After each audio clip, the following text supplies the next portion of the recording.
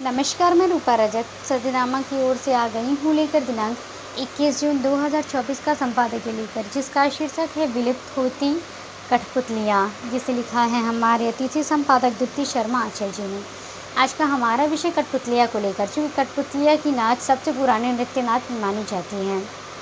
आगे जब मनोरंजन के साधन हमारे पास नहीं थे, टीवी नहीं थे, तो कठपुतलियाँ ही सबसे बड़ी मनोरंजन के साधन है। बट अब लोगों को देखने तक की फुर्सत नहीं, मोबाइल आने की वजह से धीरे धीरे कठपुतलियाँ विलुप्त होती जा रही हैं।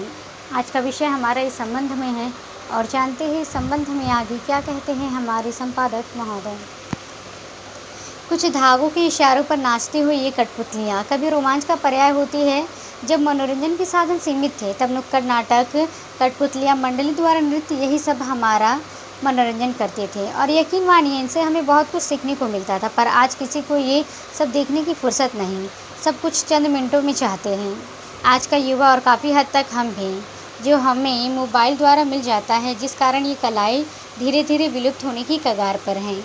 कठपुतली जो कि पूरी तरह लकड़ी की बनी होती है, हालांकि यह लकड़ी सूती, कपड़े और धातु के तार से बनी होती है।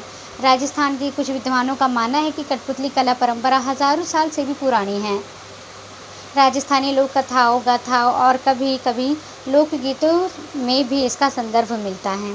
इसी तरह की कठपुतलियाँ जो छरी वाली कठपुतलियाँ होती हैं, पश्चिम बंगाल में भी पाई जाती, लेकिन यह वास्तव में राजस्थान की अद्भुत कठपुतली है जिसने भारत को अपनी पारंपरिक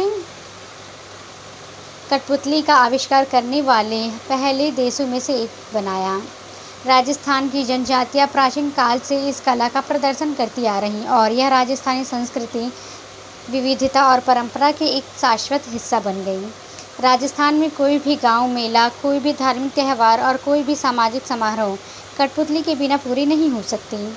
ऐसा माना जाता है कि लगभग 150 साल पहले आदिवासी राजस्थान भाट समुदाय ने यह कठपुतली का उपयोग स्ट्रिंग्स कठपुतली के कला के रूप में शुरू किया था। राजस्थानी राजा और कुलीन लोक कला और शिल्प के संरक्षक थे और उन्होंने कारीगरों को लकड़ी और संगमरमर की नक्काशी से लेकर बुनाई, मिट्टी के बर्तन, पेंटिंग और आभूषण बनाने तक की गतिविधियों में प्रोत्साहित किया। पिछले 500 वर्षों में कठपुतली राजाओं और संपन्न परिवारों द्वारा समर्पित संरक्षण की एक प्रणाली थी। संरक्षक कलाकारों की देखरेख करते थे, बदले में कलाकार संरक्षकों के पूर्वज की प्रशंसा गाते थे। भाट समुदाय का दावा है कि उनके पूर्वजों ने शाही परिवारों के लिए प्रदर्शन किया था और राजस्थान के शासकों से उन्हें बहुत सम्मान और प्रतिष्ठा मिली थी।